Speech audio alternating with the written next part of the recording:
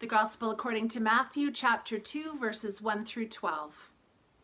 In the time of King Herod, after Jesus was born in Bethlehem of Judea, Magi from the east came to Jerusalem asking, "Where is the child who has been born King of the Judeans?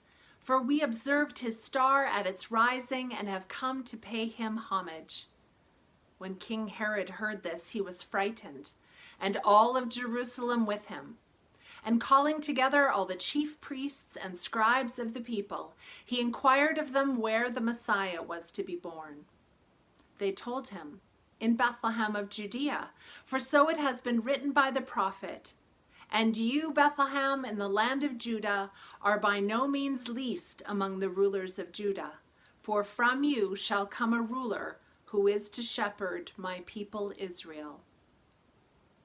Then Herod secretly called for the Magi and learned from them the exact time when the star had appeared. Then he sent them to Bethlehem, saying, "Go and search diligently for the child, and when you have found him, bring me word, so that I may also go and pay him homage." When they had heard the king, they set out, and there ahead of them went the star that they had seen at its rising, until it stopped over the place where the child was. When they saw that the star had stopped, they were overwhelmed with joy. On entering the house, they saw that child with Mary, his mother, and they knelt down and paid him homage. Then, opening their treasure chests, they offered him gifts of gold, frankincense, and myrrh. And having been warned in a dream to not return to Herod, they left for their own country by another road. This is the passage that is assigned to us every year in the three-year lectionary for the Day of Epiphany, or the Sunday nearest to it if that's when you celebrate it.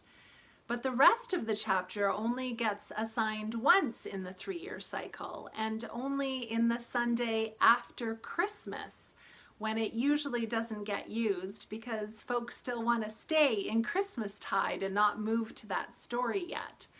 Plus, the Sunday after Christmas, lots of times there are carol sings or some other different kind of service. So I just want to read the rest of Matthew chapter 2 so that we can hear the completeness of the story.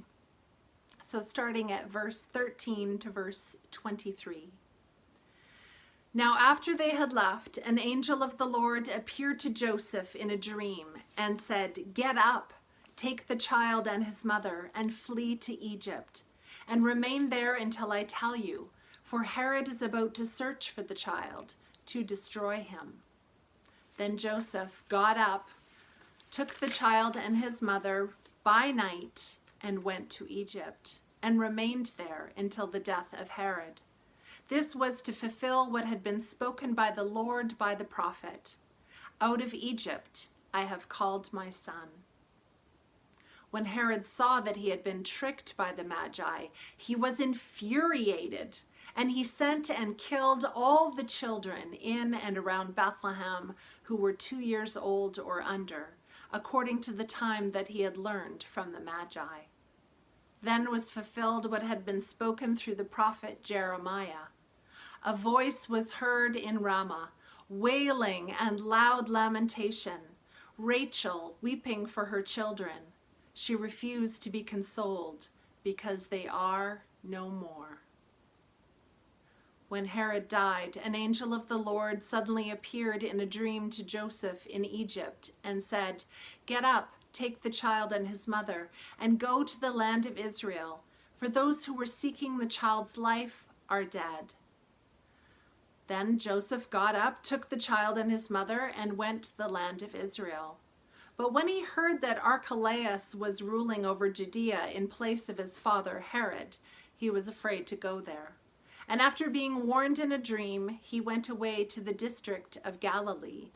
There he made his home in a town called Nazareth, so that what had been spoken through the prophets might be fulfilled.